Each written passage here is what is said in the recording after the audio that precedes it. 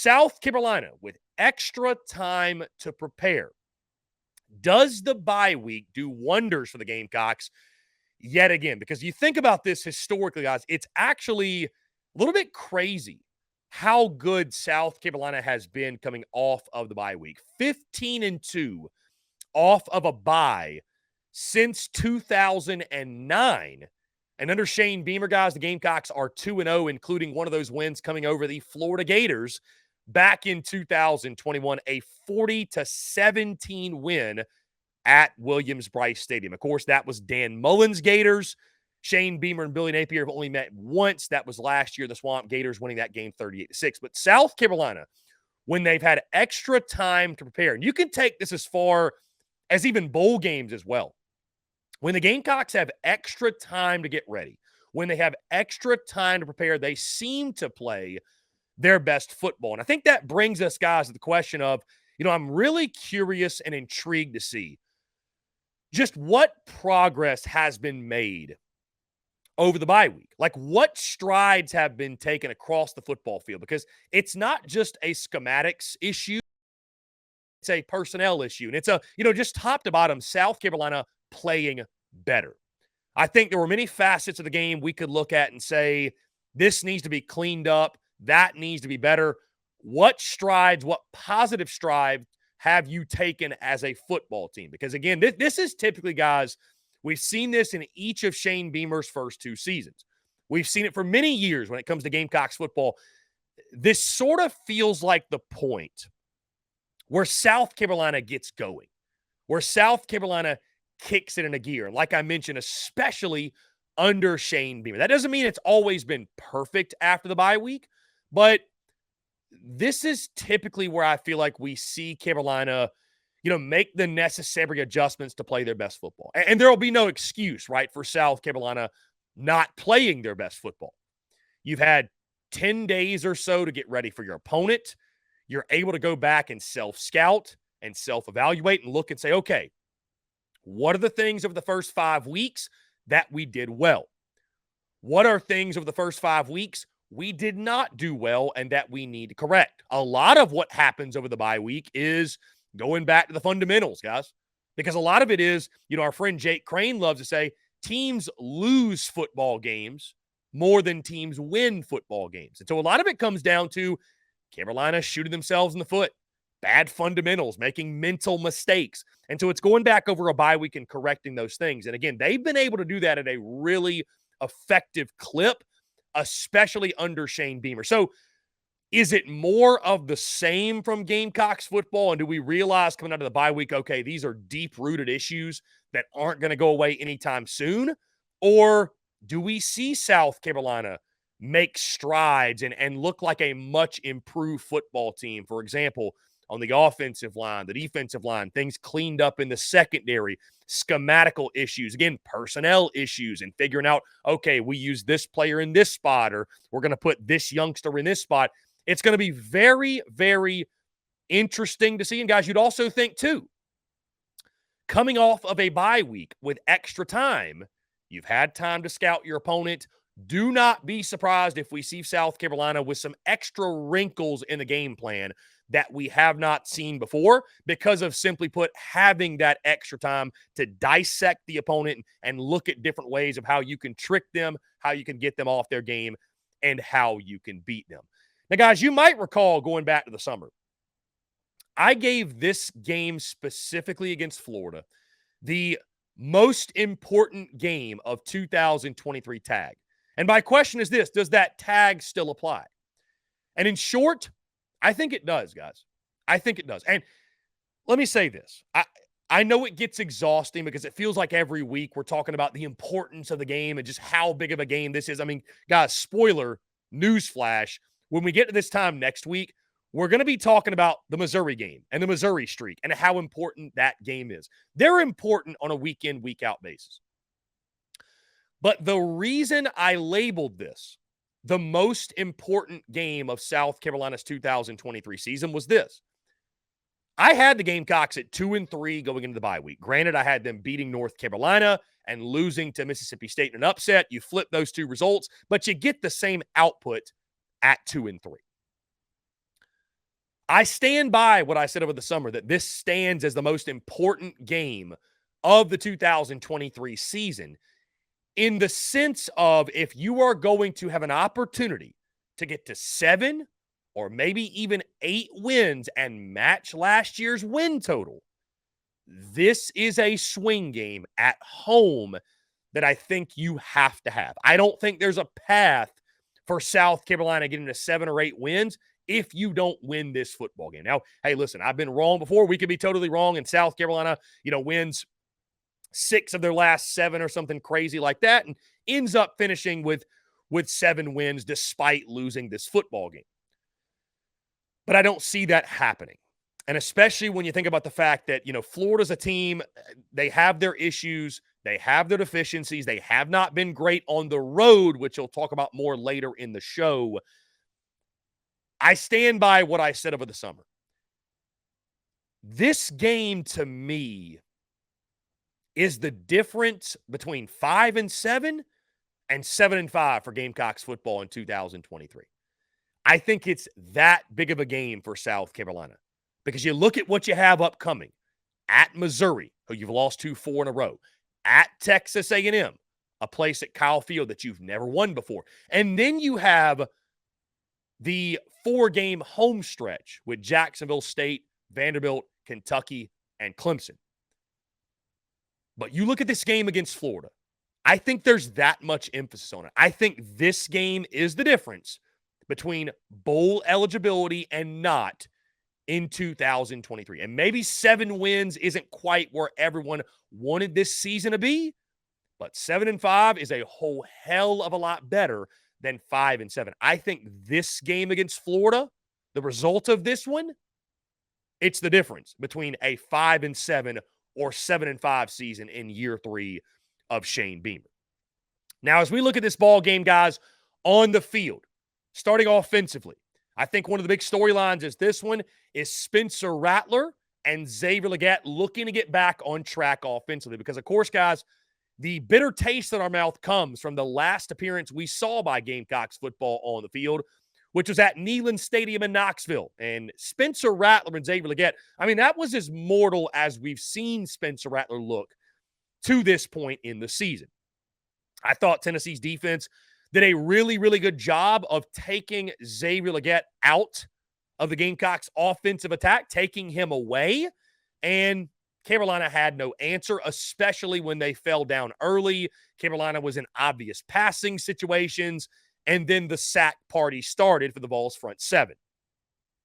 Do we see that dynamic duo get back on track, right? Do we see Spencer Rattler, Xavier Legette get back to the form that we saw against Mississippi State earlier in the season, all throughout the season, when Xavier Legette, was all-world everything and leading all of college football in receiving yards?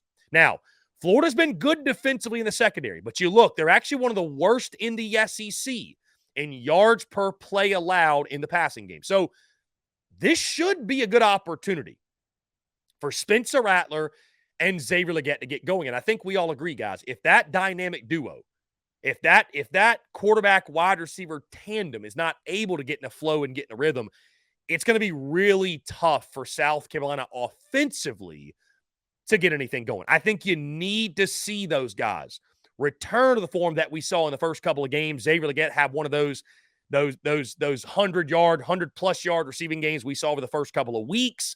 And, of course, I don't see a scenario in which South Carolina wins this football game if Spencer Rattler doesn't play well, right? That goes without saying when you think about the deficiencies of the football team and how important QB1 is to this football team. So, Spencer Rattler, Xavier Legette, how much does Florida try to take from what Tennessee did and implement that in their game plan? And what does South Carolina do to counteract that? Because you got to get 17 going, right? I know you got question marks outside of him. It sounds very, very unlikely that Juice Wells is going to see the field this weekend. So it's going to be all on 17. And you need other guys, right? Like a Amarian Brown and Eddie Lewis and Omega Blake and maybe a Tyshawn Russell, maybe a Nick Harvey, maybe a Luke Doty on the outside of your tight ends, what have you, to step up.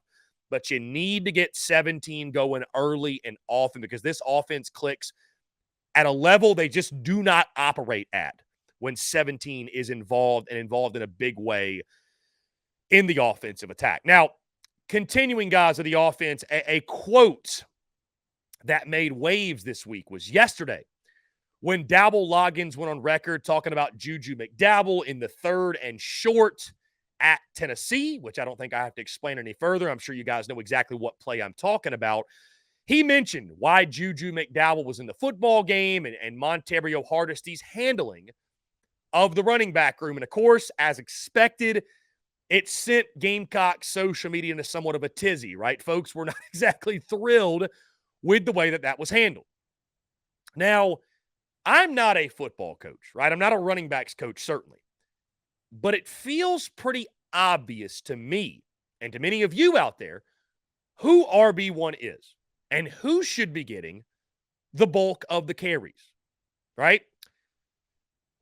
But you never know. I unfortunately, I don't think it's as no-brainer or no-duh or as obvious to the coaching staff, or at least to Montario Hardesty, as it is to many of us. And again, I'm not trying to oversimplify things because I know there's things that go into work, tempo and game planning and whatever you got to do, right? Spelling your running back, what have you. But what does it look like this week, the handling of the running back room? Because I think it's very obvious. Like, if you're going to have any semblance of balance, if you're going to have any semblance of a rushing game against a stout Florida defense, I think it's got to come with 24 in the backfield. I think it's got to come with Mario Anderson getting the bulk of the carries. If you've got a 3rd and short, if you've got a 4th and short, nobody other than 24 should be getting the football. That feels very simple. That feels very no-brainer. But sometimes these coaches can outsmart themselves, can overthink situations. And I think the way that Montario Hardesty handles the running back room, it's become one of those things that you have to keep an eye on from a week in to week out basis. Because what seems so obvious to many of us isn't quite that obvious to Montario Hardesty. So what does that look like this week? Was South Carolina able to learn from the way they handled personnel in Knoxville, especially at the running back position, correct those things, clean those things up, and not make those errors in this football game against Florida? Guys, I mentioned the tight ends a little bit earlier. Is this the week we see the tight ends get much more involved? Right? I know that Trey Knox, obviously, I thought he had a really good game at Tennessee, especially late in that ball game. Maybe some of it was in garbage time, but either way, racked up 6 or 7 catches in that football game. And I think you're starting to see Trey Knox sort of emerge as, one of the go-to weapons for Spencer Rattler, Dabble Loggins, this South Carolina offense. Do we get more Joshua Simon, though, right? This is a guy that we heard about all offseason long, about the scoring threat he could be, or the big play threat. This is a guy that had 7 touchdowns last year at Western Kentucky. Hasn't really been a part of the offensive attack to this point.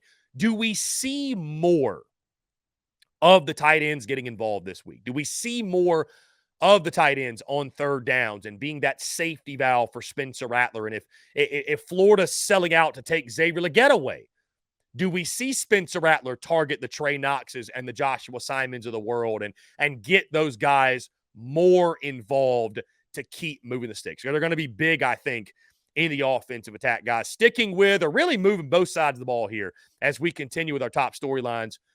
We've mentioned the bye week a lot. And my question is this: did the line of scrimmage take a step forward over the bye week? Right? That's the thing. We could beat a dead horse, guys. We could spend the entire show just talking about line of scrimmage, because that is the key, right, for South Carolina, week in, week out, run the ball, stop the run. It's the key for every football team. But when you think about the Gamecocks, and we'll start offensively, in the offensive line, you've got some young talent that you were inserting in that offensive line right now, right? Big Truba Balade, Trovon Bowe, Jatavia Shivers, and the bye week can really serve. It can be really beneficial for guys like that, right? It can be really beneficial for these young offensive linemen. They've been drinking water out of fire hose. They've been baptized by fire to this point in the season. Just a chance to slow down and self-evaluate and say, okay, here's what you've done well. Here's what you need to correct. Here's what you need to clean up. Because these guys have the talent, right, guys? There's no way they'd be starting in Knoxville if they didn't have the talent to be out there. But it's asking a lot of a youngster. It's asking a lot of a true freshman to go out there, play every single snap against an SEC front when they were just in high school a couple of months ago. The return of Ja'Kai Moore should be a big boost for South Carolina, right? He returns from injury, from injury. And then on the defensive front, is it more of a talent issue or a scheme issue? Because we saw South Carolina against Mississippi State stop the run and stymie Woody Marks, one of the best running backs in the SEC, only to follow that up a week later by surrendering over 230 rushing yards to Tennessee. So is this defensive front, able to take strides as well with Tonka Hemingway and Boogie Huntley and Elijah Davis and, TJ Sanders? They need him to be healthy, and Nick Barrett and other guys.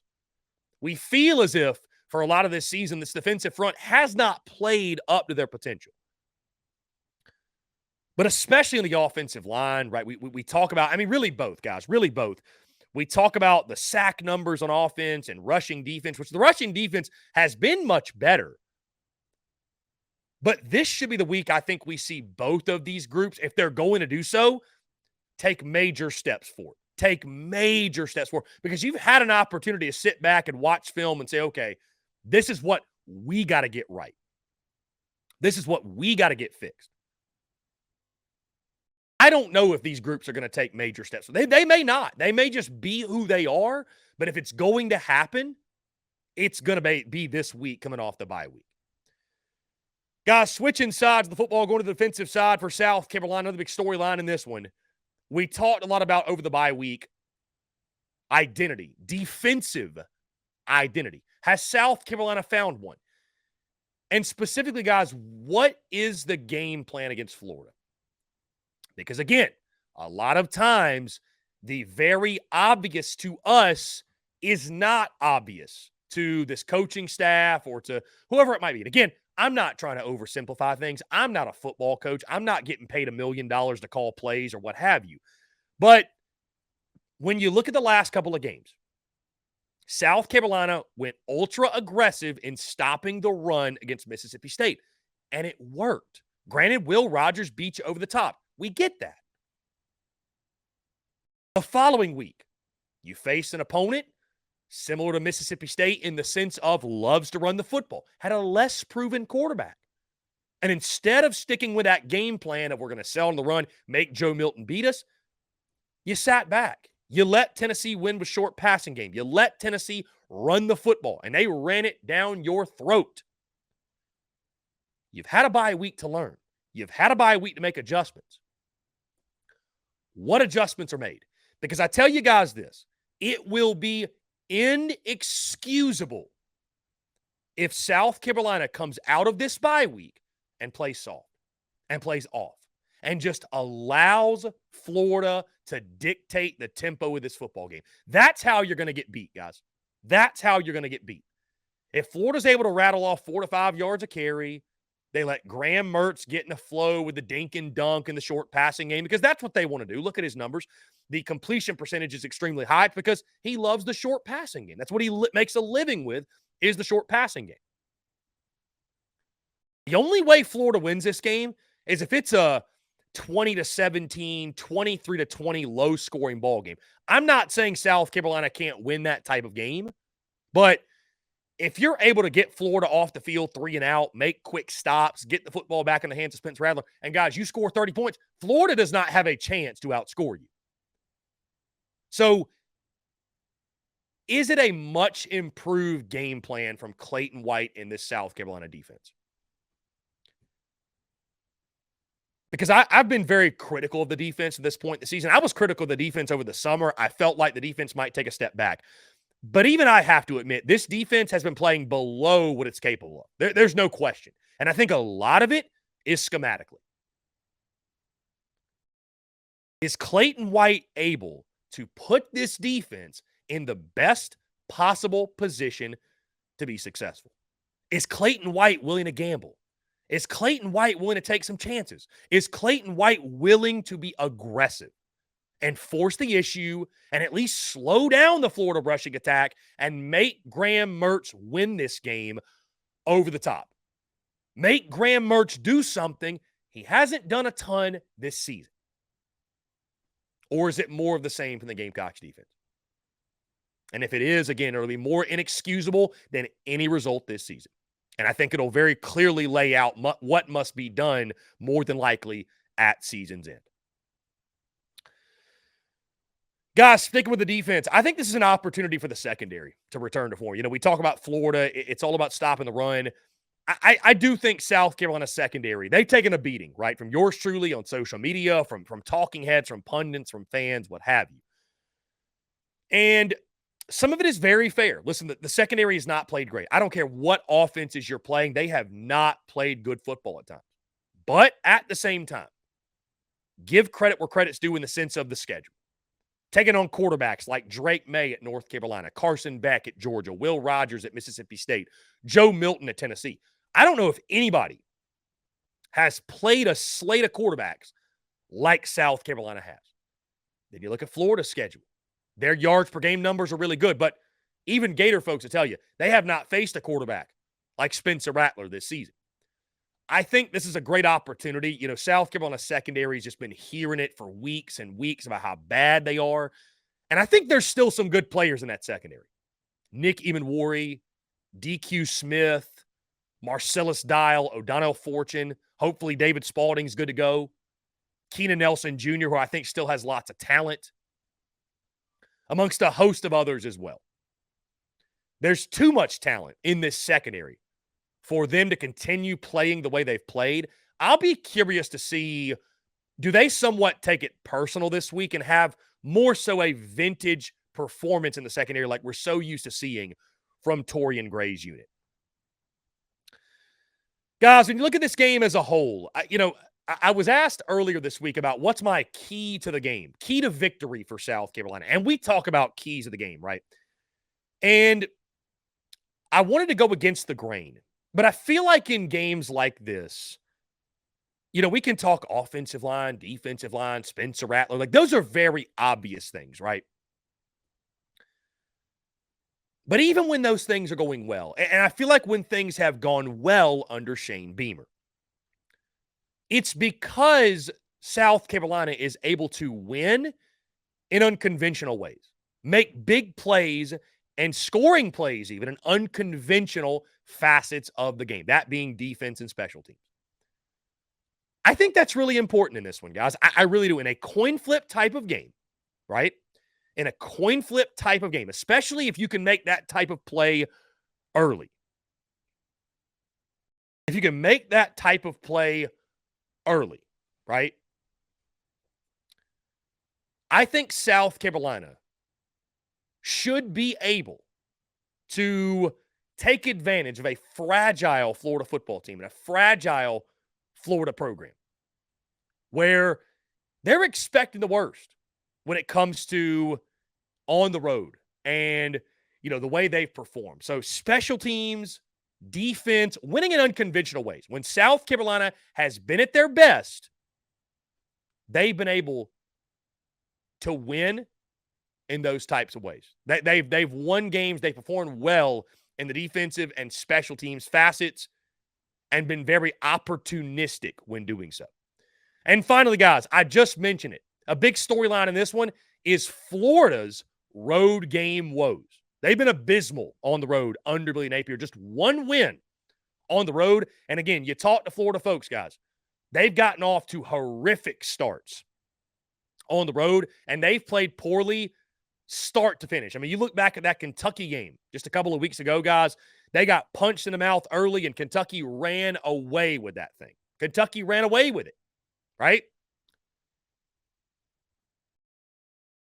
Is South Carolina able to capture that Williams-Brice Stadium magic? I know we'd all prefer this game to be a night game at Williams-Brice Stadium.